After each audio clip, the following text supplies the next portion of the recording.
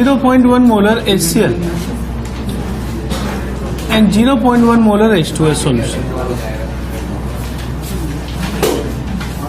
और हमें दे दिया Ka1 for H2S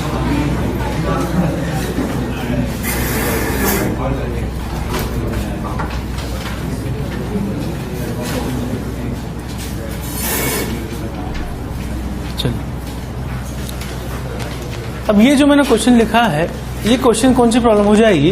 HCl is a strong acid और H2S is diprotic acid. Diprotic acid इसलिए क्योंकि ये 2H प्लस दे सकता है, ठीक है? तो 2H प्लस दे सकता है, तो इस केस में अगर हमसे pH पूछा जाए कि पहला पार्ट हो कैलकुलेट pH। अब pH कैलकुलेट करना बहुत ही आसान है, डेटा देखने मात्र से आंसर आ जाएगा। कितना pH होगा इसका? बोलिए। दोनों की स्ट्रेंथ मैंने बराबर ले ली है, तो इसका pH सीधा हो जाएगा 1, ठीक है? अब 1 क्यों है? क्योंकि हम यहाँ अप्रोक्सीमेशन यूज कर रहे हैं। कैसे, वो समझिए। HCl टूट कर हमें H प्लस और Cl माइनस देने वाला है। 100% टूटेगा तो 0.1 से कितना मिल जाएगा? 0.1। ये H प्लस मुझे किससे मिले हैं? ये मिले हैं HCl से। अब H2S टूटने वाला है 2 स्टेप में, 2 स्टेप में, यानी H plus plus HS minus. पहले स्टेप के लिए यहाँ पर K1 और दूसरे स्टेप के लिए HS minus gives H plus plus S minus 2 और K2 इसके लिए। इसका मतलब मुझे H प्लस 3 जगह से मिलने वाले हैं, पहला, दूसरा और तीसरा। यानी मैं लिख दूं कि H plus total are obtain by 3 steps, H plus from HCl plus H plus from H2S plus H plus from HS minus. अब आप यहाँ पे देख सकते हैं कि H2S का K1 बहुत कम है, ठीक है? K1 बहुत कम होने का मतलब ये है कि आयोनाइजेशन इसका बहुत ही कम होगा, ठीक है? अगर ये अकेला हम लेते H2S, तब भी K1 कम होने की वजह से इसका अल्फा बहुत ही कम होगा, बट इसके साथ हमने HCl भी लिया हुआ है, और HCl क्या करेगा? जो H प्लस देगा वो इसके लिए कॉमन आयन का काम करेंगे। तो strong electrolyte can further decrease the alpha of weak electrolyte, यानी पहले से वीक है और इसकी वजह से और वीक हो गया है। तो हम ये कह सकते हैं कि ये दोनों H प्लस जो मिल रहे हैं दे आर नेग्लिजिबल, और नेग्लिजिबल मैंने मान लिया तो H प्लस टोटल सिर्फ कितना हो गया? 0.1, और pH सीधा मैं आंसर कितना लिख दूं? 1। अब अगर बच्चा अप्रोक्सीमेशन नहीं करता तो 3 जगह कैलकुलेट करता, और कैलकुलेट करने के बाद वापस जब वैल्यू रख के देखता तो ये देखता कि ये दोनों वैल्यूज इसके कंपेयर में नेग्लिजिबल ही आएगी, तो उसको छोड़ना पड़ता हमें कैलकुलेशन में। तो वो काम हम पहले ही कर चुके हैं अप्रोक्सीमेशन में, ठीक? ये चीज आईने की खासियत है कि अप्रोक्सीमेशन आप करेंगे तो उससे क्वेश्चन जल्दी हो जाएगा, लेकिन अप्रोक्सीमेशन के लिए आपको डेटा बहुत ध्यान से देखना पड़ेगा। लास्ट क्लास में हम कह चुके हैं कि अगर HCl बहुत डाइल्यूट लिया जाए तब मैं अप्रोक्सीमेशन नहीं करूंगा। ये तभी कर सकता हूं जब दोनों एसिड जो हैं वो कंपेरेबल स्ट्रेंथ के लिए जाए, ठीक? अब अगर मान लो हमसे आगे पूछा जाए what is the alpha 1 for H2S, अब अल्फा 1 और अल्फा 2 पूछ लिया गया है तो ये क्वेश्चन आगे बढ़ेगा, ठीक है? तो यहां से मैं पहला स्टेप लूं कि H2S gives H plus plus HS minus. अब T इज इक्वल टू 0 पे इसकी कॉन्सेंट्रेशन 0.1, और ये भी कितना लेना है मुझे? 0। मैंने इसे 0.1 क्यों लिया है? Because it is obtain from HCl, ठीक? अगर ये पड़ा हुआ है, लेकिन ये तो शुरू में कितना होगा? ये प्लस साइन है, ये 0। अब इक्विलिब्रियम पे 0.1 में से कितना खत्म करवाऊं मैं? बताइए। अगर डिग्री ऑफ आयनाइजेशन अल्फा 1 है, इसका मतलब 1 में से अल्फा 1 खत्म होगा, तो C में से कितना खत्म होगा? Cl, ठीक? आज और नहीं, आज माइनस हम क्या करेंगे? 0.1 अल्फा 1। इधर कितना करेंगे? 0.1 प्लस 0.1 अल्फा 1, और इधर कितना करेंगे? 0.1 अल्फा। अब हम आगे जाके अप्रोक्सीमेशन मानने की बजाय हम यहीं पर इस टर्म को नेग्लिजिबल मान लेते हैं। बाद में चेक कर लेंगे इसको रखकर, क्रॉस चेक करना तो हमें हर स्टेप में ही है। यहां ये लगभग कितना हो गया 0.1, ये 0.1 और ये 0.1 अल्फा 1। अगर मैं इस एक्सप्रेशन को K1 में रख दूं जो कि कितना होगा H plus into HS minus upon H2S, ये वैल्यू रखना चालू करूं 0.1 इंटू 0.1 अल्फा 1 अपॉन 0.1 बराबर 10 की पावर -7। यहां से आप सोल्व करोगे तो अल्फा 1 आ जाएगा 10 की पावर यहां से जो है -6, यानी कितना परसेंट आ गया 10 की पावर -4%, यानी 0.0001%। अब आप ये सोचिए कि जब अल्फा 1 इतना छोटा है तो अल्फा 2 तो और भी छोटा होगा, ठीक है। और अल्फा 1 इतना छोटा होने का मतलब ये है, आप ये सोचो कि 0.1 HCl तो पूरा टूट गया 100%। कंपेयर करते हैं, दोनों की कॉन्सेंट्रेशन 0.1 है, HCl 100% टूट गया, लेकिन जो दूसरा एसिड है वीक एसिड वो 0.001% टूटा। एक चीज टूट रही है 100% और एक चीज टूट रही है 0.001%, तो नेग्लिजिबल ही हो गया ना। तो यानी इस स्टेप से मिलने वाले H प्लस आयंस नेग्लिजिबल। अब इसको क्रॉस चेक भी कर लें, दो जगह करेंगे क्रॉस चेक। एक तो यहीं से कर लेंगे, ठीक है ना, ये करेक्ट मानूंगा मैं, ठीक है ना, और करेक्ट मानने के साथ साथ आप यहां भी रख के देख लो तो बिल्कुल फुल प्रूफ चेकिंग हो जाएगी, ठीक है ना। यानी यहां तो हमने देख लिया 10% से कम। अगर अकेला एसिड होता तब तो यहीं से काम चल जाता, यहीं से देखकर अपन आगे बढ़ जाते, लेकिन दो एसिड पड़े हुए हैं इसलिए हम क्रॉस चेक करने के लिए यहां रख के देखेंगे। तो अगर आप 0.1 के साथ 0.1 अल्फा 1 रखो, 0.1 अल्फा 1 हो जाएगा 10 की पावर -7। 0.1 में 10 की पावर -7 जोड़ने का कोई फायदा नहीं, तो नेग्लिजिबल अमाउंट हो गया, ठीक है। तो इसका मतलब ये अप्रोक्सीमेशन में क्या लिखूं, करेक्ट, ठीक। ये स्टेप कौन सा हो गया, पहला आयोनाइजेशन वाला, और अल्फा 1 निकाल चुके। अब पहले स्टेप से मिलने वाले H प्लस आयन और HCl से मिलने वाले H प्लस आयन दोनों ही काम करेंगे कॉमन आयन का दूसरे आयोनाइजेशन के टूटते समय। यानी कि दूसरा आयोनाइजेशन का K2 आप देखो 10 की पावर -12 है, बहुत कम है, और ऊपर से फिर ये दोनों आ गए तो ये और भी फर्दर डिक्रीज हो जाएगा, ठीक है ना, यानी इससे भी बहुत कम आना चाहिए। कर रहे हैं अल्फा 2, यानी कि सेकेंड डिग्री ऑफ आयोनाइजेशन। अब सेकेंड डिग्री ऑफ आयोनाइजेशन निकालने के लिए मैं दूसरा स्टेप कंसिडर करूं, HS minus gives H plus plus H minus. अब t इज इक्वल टू 0 पर ये कितना स्टार्ट करूं, पिछले पार्ट से आएगा HS माइनस, तो आप यहां से देख लीजिए कि HS माइनस तो इतना होगा 0.1 अल्फा 1, और H प्लस कितना होगा 0.1 प्लस 0.1 अल्फा 1, जिसमें से 0.1 अल्फा 1 को हम यहां से जो है हटा चुके हैं, एलिमिनेट कर चुके हैं अल्फा 1 कम होने की वजह से। तो अगर मैं इधर t इज इक्वल टू 0 पे स्टार्टिंग करूं तो यह आ जाएगा 0.1 अल्फा 1, ये 0.1 और ये 0, सही है। अब मैं मान रहा हूं कि degree of ionisation is alpha 2, तो एक में से टूटेगा अल्फा 2 और 0. अल्फा 1 में से टूटेगा 0. अल्फा 1 अल्फा 2, ये अमाउंट खत्म हुआ। तो इक्विलिब्रियम आते ही मैं इसे कर दूं 0. अल्फा 1 माइनस 0.1 अल्फा 1 अल्फा 2, ये हो जाएगा 0.1 प्लस 0.1 अल्फा 1 अल्फा 2, और ये चीज हो जाएगी it becomes 0.1 alpha 1 alpha 2। Negligible हम हमेशा किसी और टर्म के कंपेयर में ही मानते हैं, यानी कि यहां से मैं इसको नेग्लिजिबल मान लूं और इसको भी मान लूं, क्रॉस चेक अपन करेंगे बाद में, ठीक। अगर मैं ये नेग्लिजिबल मान लेता हूं दोनों टर्म अल्फा 2 कम होने की वजह से, since alpha 2 is less than 1, तो अगर मैं इसको K2 के एक्सप्रेशन में रख दूं तो क्या आएगा H plus into H minus 2 upon यहां से आ जाएगा HS माइनस। H प्लस की जगह रख रहा हूं 0.1, H माइनस 2 की जगह 0.1 अल्फा 1 अल्फा 2, और नीचे आ जाएगा 0.1 अल्फा 1, सही है।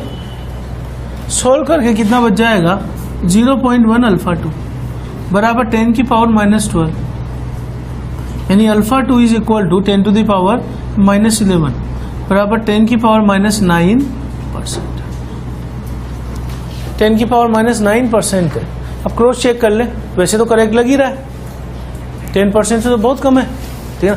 और अगर मैं इस वैल्यू को उठा के यहाँ रख देता हूँ, ठीक है, इनको अगर यहाँ रख दें अपन तो बहुत ही छोटे होंगे, तो नेग्लिजिबल हमने सही माना है। ये एक डेटा को ध्यान से देखने से ही पता लग जाएगा। अप्रोक्सीमेशन ऐसा है कि उसके लिए डेटा देखना पड़ेगा, ठीक। तो ये अल्फा 2 नेग्लिजिबल है, हटाया, यानी हमें ये पता लग गया कि because of the common ion effect of HCl, H2S का पहला आयनाइजेशन तो बहुत ही कम है और दूसरा उससे भी कम है, यानी H2S से मिलने वाले H+ आयनों को मैं छोड़ सकता हूं, नेग्लिजिबल मान सकता हूं। तो मैं सिर्फ किसको कंसिडर कर लूं? HCl को। यानी pH निकालने वाला स्टेप तो पहला ही स्टेप हो गया कि अप्रोक्सीमेशन मान के हटाया और सीधा HCl से ही निकाल लिया। समझिए बात हो। चलो अब हम देख रहे हैं pH और mixture of 2 or more weak acids, 2 or more weak acids। अब 2 or more weak acid में सबसे पहले तो ये पहचान ले कि weak acid कौन कौन से, ये हमें पहचानना पड़ेगा। जैसे HCN, CH3COOH, HOCN, इसके अलावा ले लूँ H2S, H3PO4, H3PO3, H2C2O4, H2CO3, इनमें से कुछ मोनोप्रोटिक है और कुछ पॉलीप्रोटिक है, ठीक है। लेकिन ये सारे ही एसिड वीक एसिड। अब अगर इनका मिक्सचर आएगा तो किस तरीके सोल्व करेंगे, ठीक है ना। हर केस में क्लियरली डिस्टिंग्विश करना है, हम हर केस अलग अलग लेते जा रहे हैं और सब में सोल्व करने का तरीका अलग अलग है। ये आईनी की पहली दिक्कत है कि बच्चे को ये पता होना चाहिए कि प्रॉब्लम आइडेंटिफाई कर ले पहले हो, और उसके बाद कैसे, किस तरीके से, किस फार्मूले को लगा के सोल्व करना है, ये एक इंपॉर्टेंट बात है, ठीक है ना। यानी आयनिक में जो दिक्कत आती है वो प्रॉब्लम को आइडेंटिफाई करने में सबसे बड़ी आती है कि जब एसिड का मिक्सचर दे दिया या एसिड और बेस दे दिया तो फिर कैसे पहचाने। अब देखो इस केस में अगर मान लो मैं 2 वीक एसिड लेता हूं तो दोनों से मिलने वाले H+ आयन नेग्लिजिबल होंगे, ये तो पक्की बात है। अच्छा, दोनों को मिलाने के बाद जो प्रॉब्लम बनेगी वो साइमल्टेनियस प्रॉब्लम बन जाएगी, साइमल्टेनियस इक्विलिब्रियम वाली, जो हम केमिकल इक्विलिब्रियम के लास्ट में पढ़ते हैं, ठीक है ना। साइमल्टेनियस इक्विलिब्रियम कब लगेगा? HCl और CH3COH पे नहीं लगेगा, क्योंकि HCl इक्विलिब्रियम का पार्ट नहीं ले रहा है। लेकिन अगर मैं 2 वीक एसिड लेता हूं तो उनमें एक साथ इक्विलिब्रियम चलने वाला है एक ही कंटेनर में, और अगर उनमें कोई भी एक आयन कॉमन होगा तो हम उसको बोल देंगे साइमल्टेनियस इक्विलिब्रियम, ठीक है। तो मैं इसको जो है स्टार्टिंग कर रहा हूं एक डेरिवेशन से कि मैंने HA + HB ले लिया वीक एसिड, इसका K1, इसका K2, इसका C1 C2, ये अल्फा 1 अल्फा 2। अब प्रॉब्लम देखने से भी आप आइडेंटिफाई कर लोगे। अगर क्वेश्चन में 2 Ka दिए हुए हैं तो ऑब्वियसली प्रॉब्लम कौन सी हो गई? 2 वीक एसिड। अगर केवल एक ही Ka दिया हुआ है, 2 एसिड दिए हुए तो एक ही Ka दिया हुआ है, तो प्रॉब्लम किसकी बन गई? स्ट्रॉन्ग एसिड और वीक एसिड। अगर 2 एसिड है और दोनों ही के लिए Ka नहीं दिया हुआ है तो प्रॉब्लम किसकी बन गई? 2 स्ट्रॉन्ग एसिड की। अब HA को जब मैं तोड़ रहा हूं यहां पर तो HA will give H++ A- और HB also gives H++ B-। अब इन दोनों में कॉमन कौन सा है? ठीक, दोनों इक्विलिब्रियम में एक साथ चल रहे हैं तो the problem is called as simultaneous equilibrium. और साइमल्टेनियस इक्विलिब्रियम होने की वजह से they will decrease degree of ionisation of each other, यानी इसकी वजह से इसका डिग्री ऑफ आयनाइजेशन डिक्रीज होगा और इसकी वजह से इसका, यानी कि DOI degree of ionisation decreases for each due to common ion effect,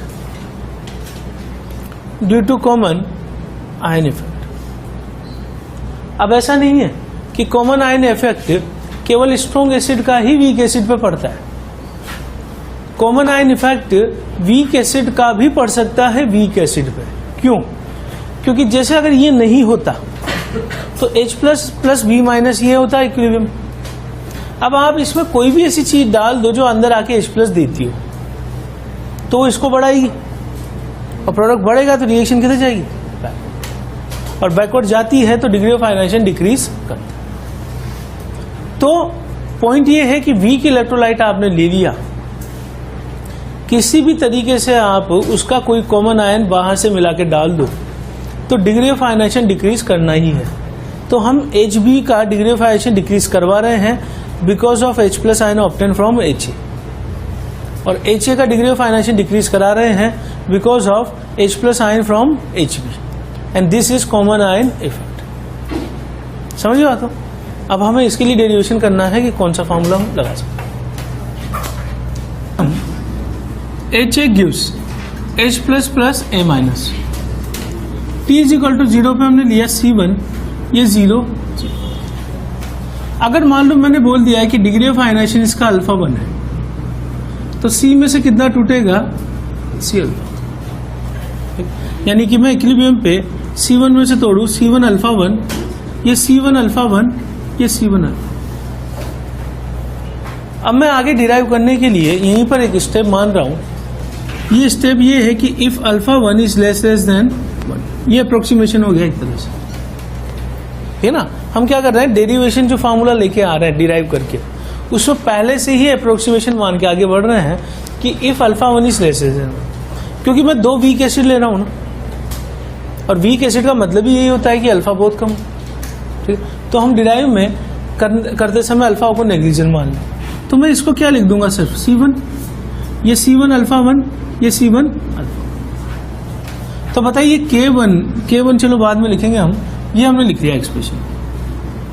H भी टूट के क्या देगा? H plus plus B minus. T is equal to 0 पर इसकी इनिशियल कॉन्सेंट्रेशन C2, ये 0 0। अगर मैंने बोला कि इसके लिए डिग्री ऑफ आयनाइजेशन अल्फा 2 है तो C2 में से कितना खत्म होने वाला है? C2 alpha. सही है। अगर इक्विलिब्रियम पर C2 में से C2 अल्फा 2 खत्म हुआ तो ये बनेगा C2 अल्फा 2, ये बनेगा C2। ठीक, अब मैंने यहां भी वही अप्रोक्सीमेशन मान लिया, if alpha 2 is less than 1।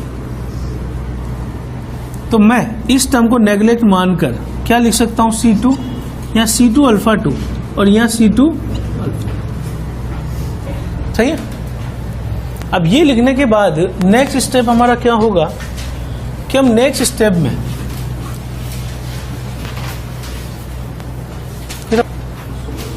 चलिए, अब देखिए अगला स्टेप ये होगा कि हम स्टार्टिंग करें HA की कॉन्सेंट्रेशन इक्विलिब्रियम पे कितनी होगी। तो ये था C1 माइनस C1 अल्फा 1, जिसको मैंने नेग्लिजिबल मान के सिर्फ क्या लिख दिया? C1। दूसरी कॉन्सेंट्रेशन A माइनस की कितनी होगी? ये होगी C1 अल्फा 1। HB की कितनी होने वाली है? C2 minus C2 alpha 2। यहां से देखो आप इक्विलिब्रियम, जिसमें से हम इसको नेग्लिजिबल मान चुके हैं, तो ये लगभग कितना हो गया? C2। B माइनस की कॉन्सेंट्रेशन जो है वो C2 अल्फा। अब जब मैं कॉन्सेंट्रेशन H प्लस की लिखूंगा तो मुझे एक सावधानी रखनी पड़ेगी। सावधानी ये है कि टोटल मुझे H प्लस काउंट करने पड़ेंगे जो कि 2 एसिड से आ रहे हैं, HA प्लस HB से। बताइए HA से कितने आएंगे? H प्लस, ये आएंगे C1 अल्फा 1, और इससे कितने आएंगे? C2 alpha. अब हमें जहां भी ये एक्सप्रेशन आएगा यही रखना है। समझ ये है कि जहां भी H प्लस आ रहा है वहां पे ये वाला टोटल ही रखना है। समझ बात हो? क्योंकि उसको भूल जाए अपन थोड़ी देर के लिए। तो अगर मैं K1 लिखूं तो K1 क्या होगा? H plus into A minus upon HA। अगर मैं इस एक्सप्रेशन को रख दूं यहां पे तो ये आ जाएगा C1 alpha 1 plus C2 alpha 2 into C1 alpha 1 upon C1।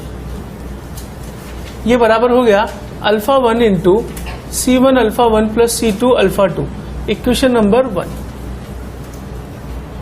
ठीक। अगर मैं K2 का एक्सप्रेशन लिखूं तो K2 होगा बराबर H plus into B minus upon नीचे आएगा HB। अगर मैं यहाँ एक्सप्रेशन रख दूं C1 alpha 1 plus C2 alpha 2, B minus की जगह हम कितना रख दें, B माइनस की जगह C2 अल्फा 2 और यहाँ पे क्या आ जाएगा C2। ये एक्सप्रेशन आ जाएगा alpha 2 C1 alpha 1 plus C2 alpha 2, equation number 2। ठीक। अब मैं यहाँ पे एक चीज जमा रहा हूँ, C को मल्टीप्लाई कर दूं C1 को K1 से और C2 को मल्टीप्लाई कर दूं K2 से और जोड़ दूं इन दोनों को। इसको मल्टीप्लाई किया C1 से, इसको मल्टीप्लाई किया C2 से, मल्टीप्लाई करके मैं जोड़ दूंगा तो यहां आ जाएगा C1 alpha 1 plus C2 alpha 2 का whole square.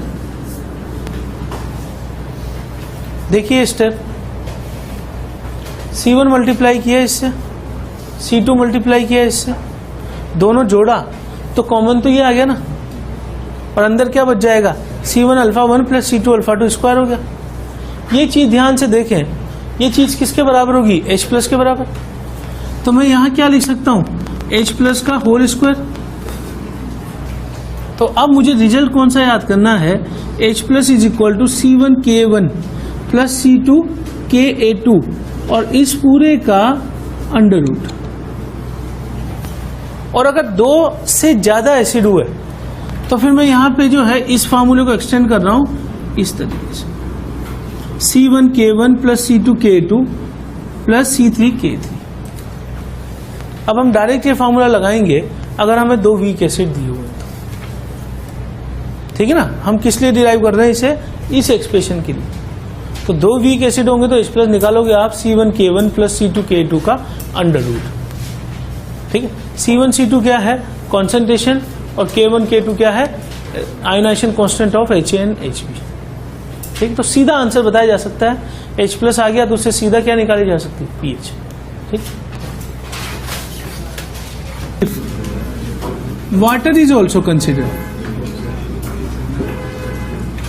If water is also consider.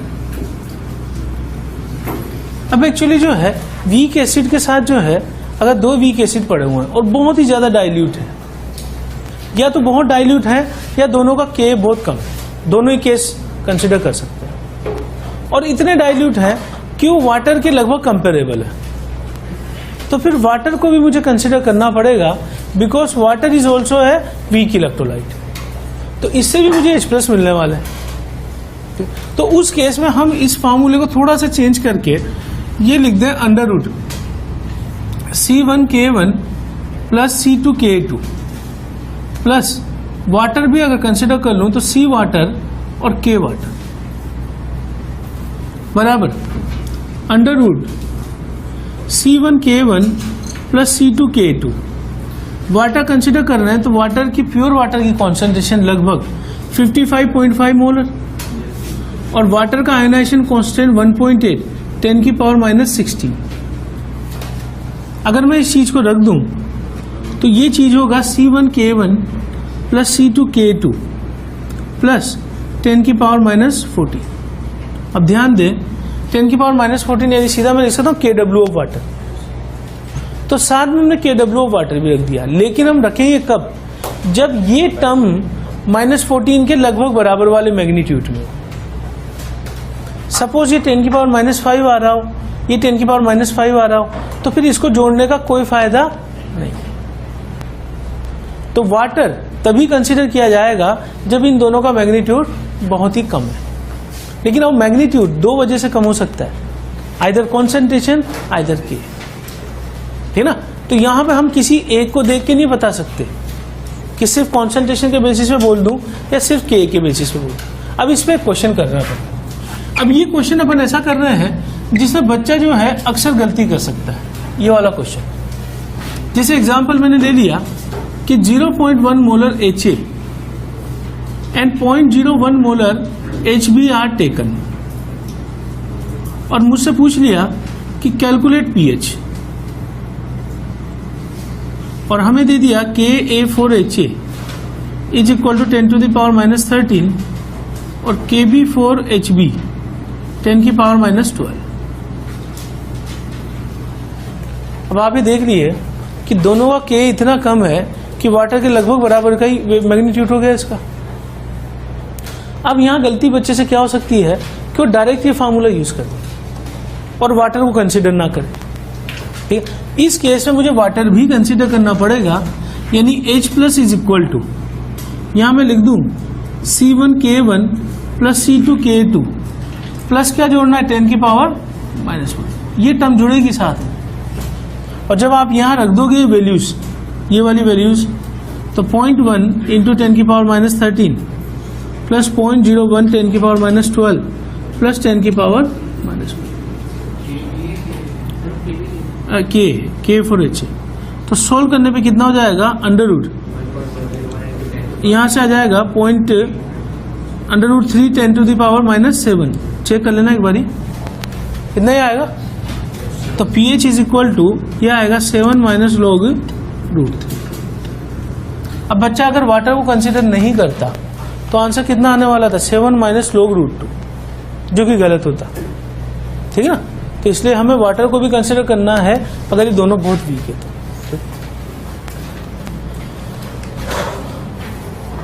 है कि मैं 1-1 लीटर भी मिक्स कर सकता हूं और V लीटर भी मिक्स कर सकता हूं।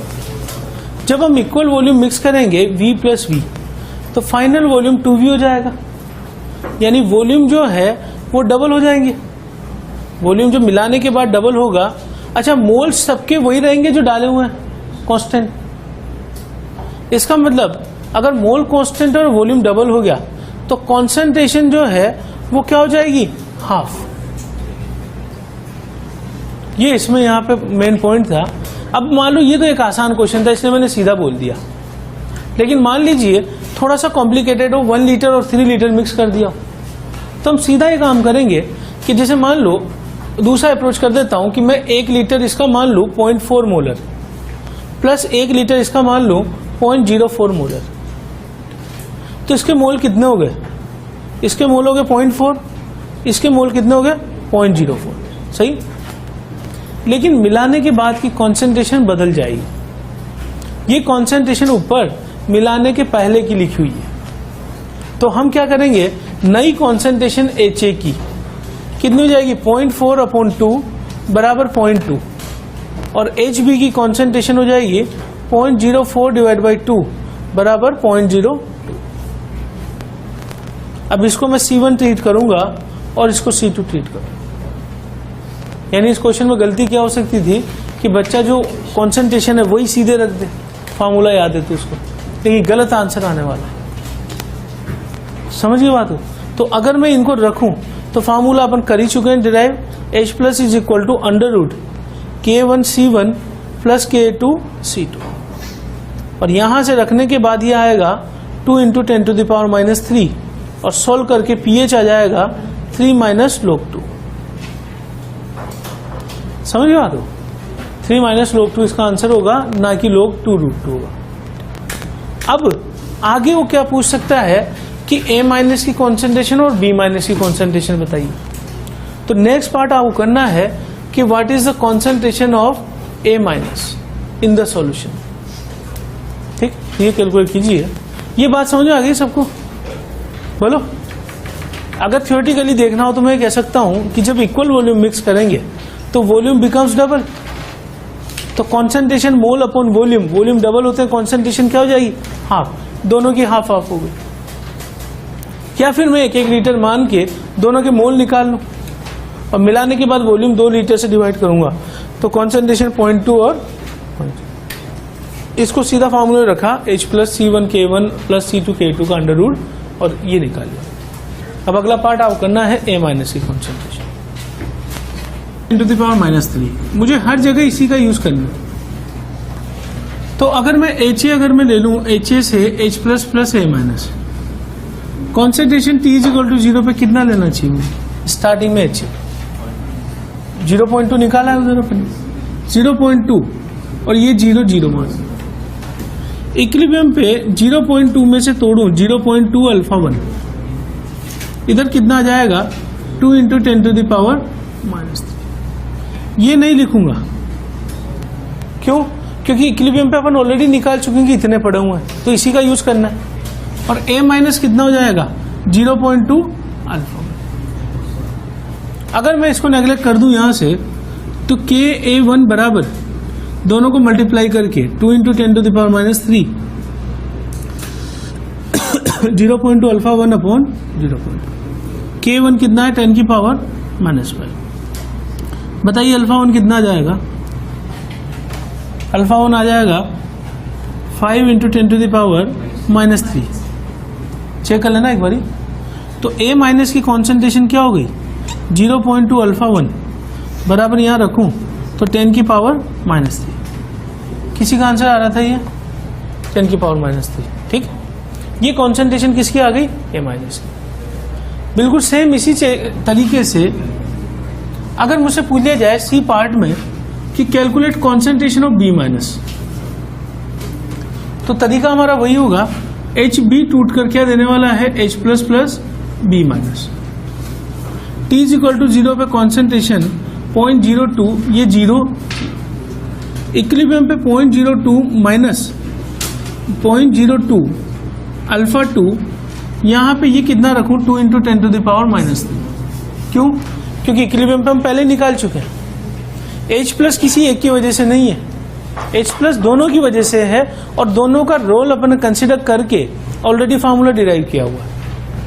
तो ये 2 × 10⁻³ रखना है, ये 0.02 अल्फा 2। अगर मैं इसको नेगलेक्ट कर दूं यहां से, नेगलेक्ट में तभी कर सकता हूं कि alpha 2 less than 1। Alpha 2 less than 1 का क्राइटेरिया है कि alpha should be less than 10% या alpha should be less than 0.1। Percentage में देखा जाए तो 10% आएगा और अगर सिर्फ डिग्री ऑफ आयनाइजेशन की बात की जाए तो 0.1 आएगा। यानी ये क्राइटेरिया भी है। अगर आप परसेंटेज से ना देखना चाहो तो आप अल्फा की वैल्यू 0.1 स्टैंडर्ड दिमाग में रख लो। अगर अल्फा की 0.1 आ रही है या उससे कम आ रही है तो नेग्लिजिबल। ठीक, तो अब यहां से अगर मैं इसको K2 में रख दूं, K2 क्या होगा H plus into B minus upon HB।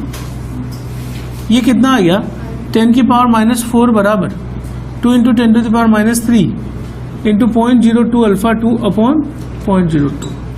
ये कैंसिल आउट हुआ, अल्फा 2 कितना आ जाएगा 5 × 10⁻⁻2 बराबर 5% आ गया। तो ये करेक्ट है। अगर मान लो ये 10% आता, सपोज करो, मतलब ये 20% आता तो क्या करते हो? बोलो। क्या यहाँ, मेरा क्वेश्चन ये है कि क्या यहाँ क्वाड्रेटिक बनेगी?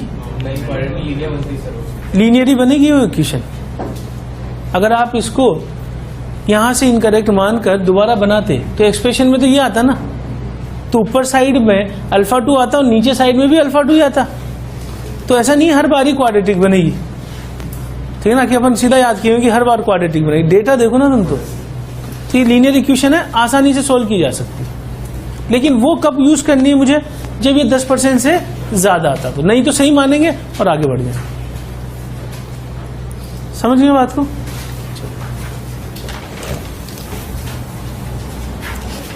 फॉर मिक्सचर ऑफ 2 और मोर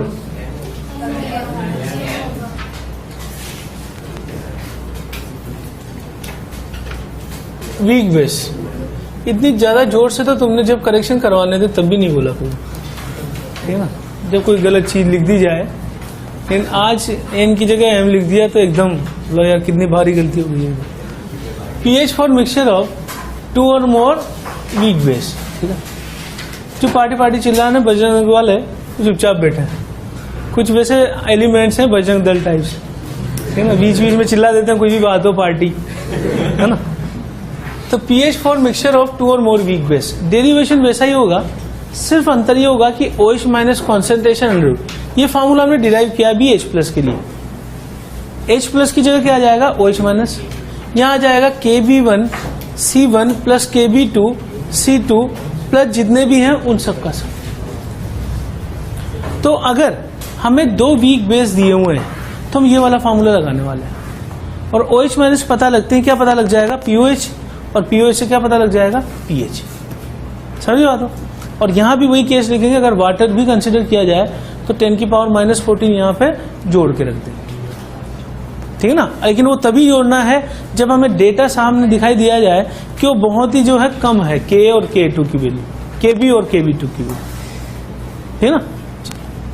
अब यहां तक जो हम कर रखे हैं, आयनिक के जो इंपॉर्टेंट फंक्शन है वो बताता हूं कौन कौन से इसको डिवाइड करते हैं। सबसे पहला पार्ट हम पढ़ चुके हैं जिसमें आता है एसिड और बेस की प्रॉब्लम, ठीक है। दूसरा जो पोर्शन है इसका वो है हाइड्रोलाइसिस ऑफ सॉल्ट। तीसरा पोर्शन है इसका बफर सॉल्यूशन, ठीक। अगर हम ये तीनों पार्ट ढंग से पढ़ चुके हैं, अभी हमने पहला पार्ट कंप्लीट किया, तीनों पार्ट अगर हम ढंग से पढ़ चुके हैं तो फिर अगला पार्ट है टाइट्रेशन, जो कि प्रॉब्लम नहीं आएगी। टाइट्रेशन में किसी बच्चे को तभी प्रॉब्लम आ सकती है जब ये पहले के तीनों पार्ट में उसे प्रॉब्लम हो। अगर आप तीनों पार्ट ढंग से याद कर लेंगे, समझ लेंगे, तो आपको टाइट्रेशन आसान लगने लग जाएगी। तो हम यूं मान लीजिए आयनिक का एक पार्ट यहाँ पे खत्म कर चुके हैं, ठीक है। और दूसरा पार्ट है हाइड्रोलाइसिस ऑफ सॉल्ट, जो कि जेई के पॉइंट ऑफ व्यू से सबसे इंपॉर्टेंट पोर्शन है ना। ज्यादातर क्वेश्चन अगर पिछले 10 सालों के पेपर देखे होंगे तो ज्यादातर क्वेश्चन जेई ने हाइड्रोलाइसिस से ही पूछे, हाइड्रोलाइसिस ऑफ सॉल्ट से, ठीक है। अब हाइड्रोलाइसिस का मतलब क्या होता है? हाइड्रोलाइसिस का मतलब ये नहीं है कि पानी में जाके घुल गया, उसको तो सॉल्युबिलिटी बोला जाता है। हाइड्रोलाइसिस का मतलब होता है रिएक्शन विद वाटर। अगर कोई सॉल्ट पानी में जाके वाटर से रिएक्ट करेगा तो हमें कहेंगे कि it will hydrolyse into water. अब अगर मान लो हाइड्रोलाइज हो रहा है तो उस केस में क्या होता है ये हम देखते हैं। नोट कर लो फटाफट। सॉल्ट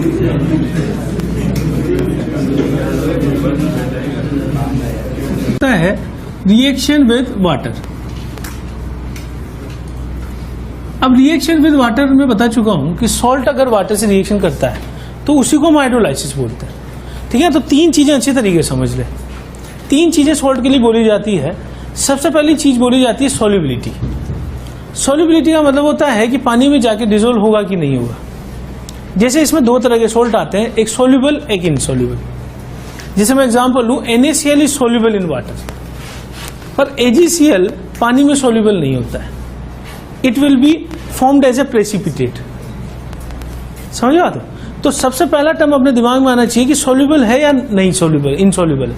ये चीज याद करने वाली है। मतलब ये ऐसा नहीं है कि हमें सॉल्ट को देखकर पता लग जाएगा कि ये सोल्यूबल सॉल्ट है या इनसोल्यूबल सॉल्ट है। ये पॉइंट याद करना पड़ेगा। ये क्वालिटेटिव का इंपॉर्टेंट पार्ट है। क्वालिटेटिव सारा इसी प्रिंसिपल पे बेस्ड है कि दो चीजें मिलाने पर प्रेसिपिटेट आता है कि नहीं आता है और कलर उसका क्या है। तो हम ऐसे ही पहचानते हैं क्वालिटेटिव, और याद करने वाला पॉइंट होता है, ठीक।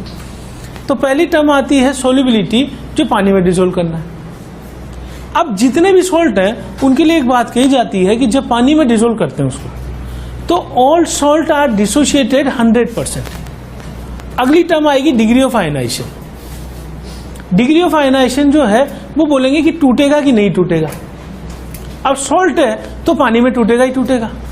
कितना टूटेगा? 100%।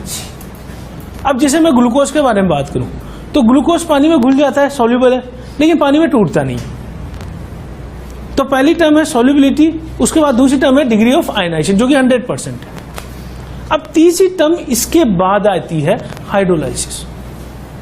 टूटने के बाद जो आयन मिले वो वाटर से रिएक्ट करते हैं कि नहीं करते हैं, उसको हम बोलेंगे हाइड्रोलाइसिस ऑफ द सॉल्ट।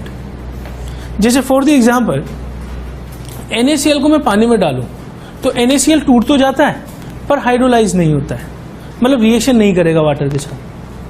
लेकिन CH3COONA सॉल्ट को मैं पानी में डाल दूं तो ये टूट जाएगा 100% और पानी से रिएक्शन भी करने लग जाएगा। समझ बात? अब रिएक्शन करेगा कि नहीं करेगा वो समझ रहे हैं अपन। तो रिएक्शन विद वाटर में अब इसके लिए एक और पॉइंट बोला जाता है, it is reverse of neutralisation. It is reverse of neutralisation. Neutralisation का मतलब ये होता है कि एसिड और बेस की मैं रिएक्शन करूं तो इससे मुझे क्या मिलेगा? सॉल्ट प्लस क्या मिलेगा? वाटर। एसिड बेस रिएक्शन का पता है अपन को कि एसिड H+ और बेस क्या दे रहा है? OH-, और इनसे क्या प्रोड्यूस होगा? सॉल्ट। अब ये वाली रिएक्शन इस डायरेक्शन में चल रही है तो उल्टी डायरेक्शन में चलेगी या नहीं चलेगी ये हम नहीं बता सकते। लेकिन अगर चलती तो ये क्या बनाने वाला है? एसिड और बेस। अगर चलती तो इसी को हम क्या बोलते हैं, हाइड्रोलाइसिस। हाइड्रोलाइसिस का मतलब क्या हो गया कि रिएक्शन विद वाटर। अब जरूरी नहीं कि वाटर से रिएक्शन करे ही सही, जो करेंगे वो हाइड्रोलाइज होंगे, जो नहीं करेंगे they are not hydrolyse in the water. ठीक है, तो हाइड्रोलाइसिस का मतलब है रिएक्शन विद वाटर। ठीक, अब इसमें अगर मैं कोई सॉल्ट ले रहा हूं, सपोज करो हम एक सॉल्ट ले लेते हैं, सॉल्ट होता है A प्लस बी माइनस, पानी में जाके ये आयन दिया A प्लस और B माइनस। अब हाइड्रोलाइसिस का मतलब ये है कि इनकी इंडिविजुअल रिएक्शन वाटर के साथ, A प्लस में react with water, B minus में react with water, either one of them में रिएक्ट विद वाटर और both of ion can react with water. बहुत सारे केस बनेंगे, या फिर एक केस ऐसा बनेगा कि दोनों ही वाटर से रिएक्ट नहीं करते। समझ गए बात? अगर पहला केस में ले रहा हूं कि A plus react with water, A plus plus water, अब वाटर दो तरह के आयन देगा, कौन सा, H प्लस और OH। A प्लस की तरफ कौन सा अट्रैक्ट होने वाला है, OH माइनस। पहुंचा, क्या बना, AOH प्लस, क्या चीज अलग हो गई, H प्लस। सॉल्यूशन में क्या बन गए, क्या जनरेट हो गए, H प्लस। सॉल्यूशन क्या हो जाएगा, एसिडिक। pH क्या हो जाएगी, लेस देन 7। ठीक, ये बात समझ आ गई। और A प्लस का हो रहा है हाइड्रोलाइसिस, इसलिए इसका नाम होता है कैटाइनिक हाइड्रोलाइसिस। हाइड्रोलाइसिस, तो इसको ऐसे याद कर सकते हो कि केटाइन से केटाइन ही जनरेट होगा, यानी A प्लस से H प्लस ही जनरेट होने वाला है, और एनाइन से एनाइन ही जनरेट होगा, OH माइनस। ठीक, अब ये तीन तरह का होता है जो कि हम पढ़ रहे हैं, केटाइनिक हाइड्रोलाइसिस। केटाइनिक हाइड्रोलाइसिस में तीन तरह का हाइड्रोलाइसिस होता है। सबसे पहला है कंप्लीट हाइड्रोलाइसिस। कंप्लीट हाइड्रोलाइसिस हम उसको बोलते हैं जब रिएक्शन एक ही डायरेक्शन में चलती हो 100%। ठीक है, ये वाला केस हमारे यहाँ पे ज्यादा काम का नहीं है। ठीक है, कंप्लीट हाइड्रोलाइसिस में क्या होगा, जैसे एग्जांपल में ले लो PH4 प्लस प्लस वाटर। अब ये यहां से वाटर से रिएक्ट करके बनाएगा PH3 प्लस H3O प्लस, है ना, H प्लस ही दे देगा। तो ये किसका काम कर रहा है, एसिड का काम कर रहा है, और ये इसका कॉन्जुगेट क्या होगा। अब इसका कॉन्जुगेट बेस में बोल सकता हूं it is very very weak. जैसे अमोनिया के बारे में जब हम बात करते हैं, ammonia is a weak base, ठीक है ना, और अमोनिया से भी नीचे हम PH3 पे आ गए। हाइड्राइड में एक चीज हम देखते हैं कि हाइड्राइड में जब नीचे जाते हैं एसिडिक नेचर बढ़ती है। हाइड्राइड का रूल क्या है, इधर एसिडिक नेचर बढ़ेगी, इधर भी बढ़ेगी। तो इसका मतलब PH3 जो है ज्यादा बेसिक हो जाएगा, एसिडिक हो जाएगा, तो कम बेसिक हो जाएगा ना। यानी अमोनिया अगर वीक बेस है तो PH3 उससे भी वीक बेस है, और वीक बेस है तो हम ये मान लेंगे कि इतना वीक है कि ये रिएक्शन इस डायरेक्शन में नहीं चलेगी। इसका मतलब रिएक्शन केवल इसी डायरेक्शन में चल रही है, तो कितने परसेंट चल रही है, 100%। यानी इसको हम बोलेंगे देयर इज कंप्लीट हाइड्रोलाइसिस। इसका ज्यादा यूज नहीं है हमारे पास। दूसरा मैं ले रहा हूं इनकम्प्लीट, इसका जो है नो हाइड्रोलाइसिस।